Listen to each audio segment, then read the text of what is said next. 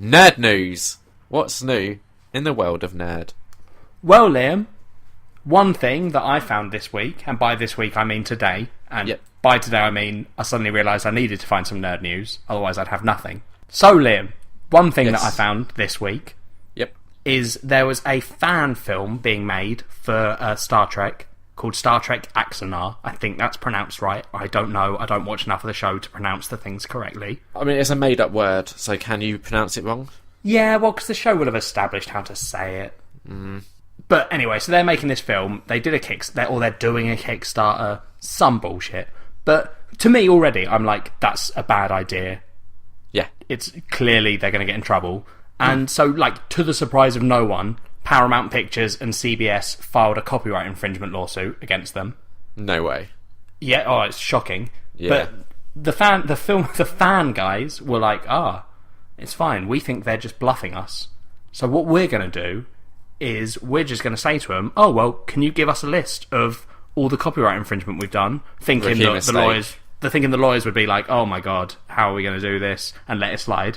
No, the lawyers swiftly turned around and gave them a 28-page document listing every copyright infringement, from simple things like Vulcan ears to more complex things like the Klingons' home planet. And they just went to court with that and were like, yep, we've done it. There we go. And then carried on taking them to court. So, has this been shut down now? I mean, I don't know, mate, but I assume so. Yeah, they surely would be foolish to carry on doing it. Yeah, exactly, yeah. The moment you get sued by someone like that... Yeah. I mean, the only thing I could think is they could try and, like, make a different film, but it sounds like they're all Star Trek fans who wanted to make a Star Trek film. So, do you feel that, do you think that sort of fan appreciation or what have you should be allowed in that?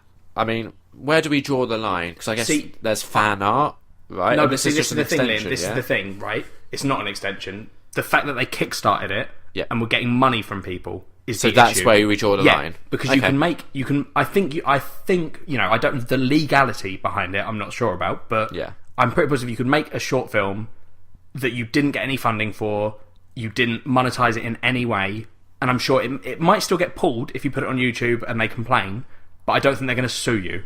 Yeah. You know? I think they'll give you a copyright infringement, so you can't do that, take it down. But I think the fact that these guys were making money off it, that's the issue. I agree. I think once you start trying to make money from something that is basically someone else's property, that is naughty. Like, even if they weren't taking any of the money back as profit, even if that money was just going into making the film, that's still an issue because people are giving money to you to make it, effectively. Definitely. Well, hopefully they'll have learnt their lesson. Yeah, that's a warning to our listeners. Like, but equally, don't go out and make a Nerd on Nerd podcast that's similar to this one. We'll get you. I guess the flip side of it is we now won't ever get to see what that movie is, and it could have been a potentially great movie. Yeah, but then we've got, like, Star Trek Beyond. No, of course, but I mean... Stuff. I'm alright with that. What I'm saying is you've got to look at it also as the flip side, where it's kind of a shame that we're not getting more that could be great. It could be awful. I don't think so, because they'd be making... like, even without any of the, like, copyright and stuff, they'd be making a film set in someone else's universe. Yeah. So, like, even if the story was good, there's still an element of sort of lazy writing in the fact that they're taking someone else's universe and they're like, we're going to make our own fan film about it. Like, and that's not me disrespecting people that do, like, fan stories and stuff. Yeah. Again, I think it comes down to the money thing. Like, they were trying to make something, but getting money for it. I don't know. It just... I don't know, man. I don't think we're going to miss out. It wouldn't have been canonised because no one's going to turn around and go, that's part of the universe. So then it doesn't matter. Like, if you like Star Trek and you watch that film, you can't then go to all your Star Trek mates and go, yes, but in the movie Star Trek Anna blah blah. Yeah, no, but I mean, it would be weird if that was your sole reason for watching a film, but, like, surely if you were just a big fan of Star Trek, you could watch that film, kind of understand it was a fan appreciation attempt, and be like, well... I really enjoyed those 2 hours I spent watching it. I had a great time. It's not canon or anything, but it was a fun experience for me. You can, but then you say, it doesn't matter if it's not canon, but it kind of does. Like, I know that that's not the reason we go and watch the new Star Wars films. Like, I didn't go and see the new one being like, I just need to know more. Yeah. But part of it is the fact that you go, I know that this is the story of Luke and Leia carrying on. If someone released a fan film that had Han Solo, Luke Skywalker, and Princess Leia in it, I wouldn't watch it and go, oh, what a great movie, like, oh, I'm so glad that I saw that Star Wars thing. I might be like, it was a good film, they tried.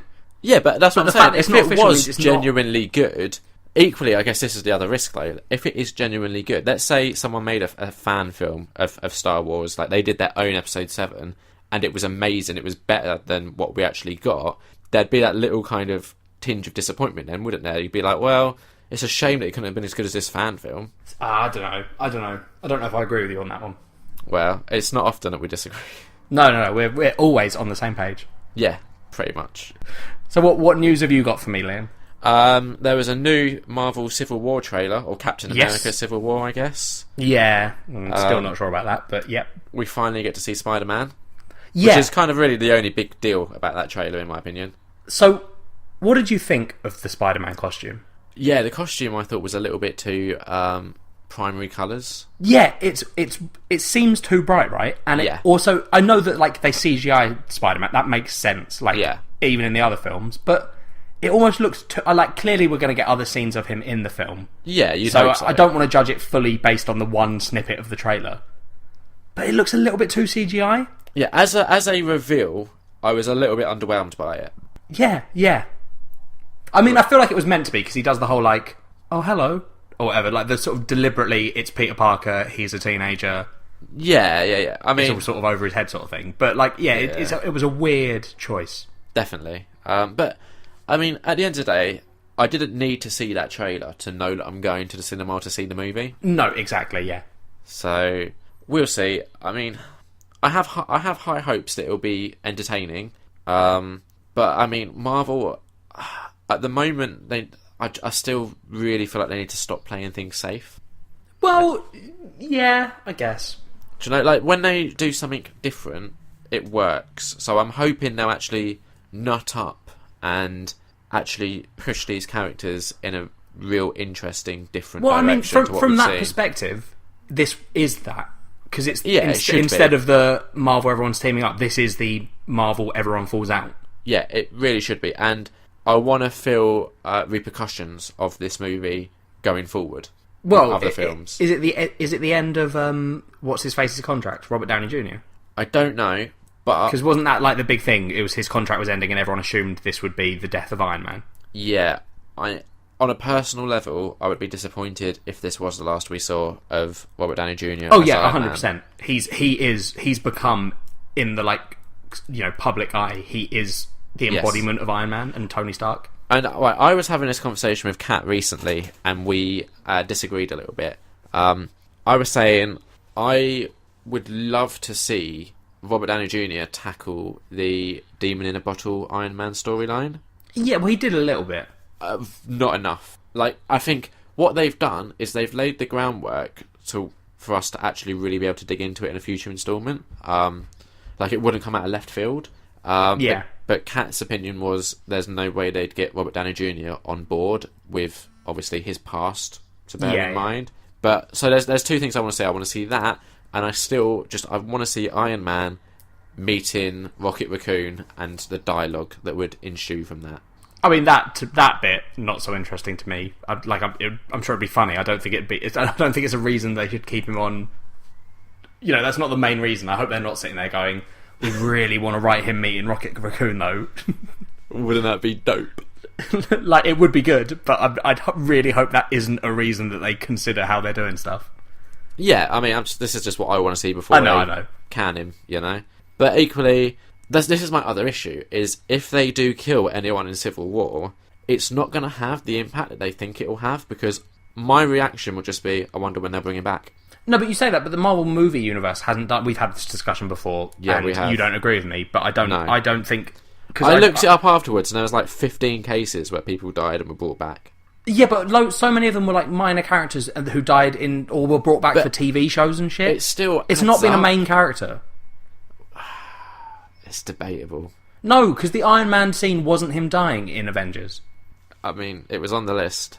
Yeah, I know, and it was ridiculous. Like, in all seriousness, it isn't a death. You don't ever see him die. It wasn't like... Because the way Marvel... Like, the way comic books do it is a character is literally killed off. Yes. And then some mystical thing brings him back.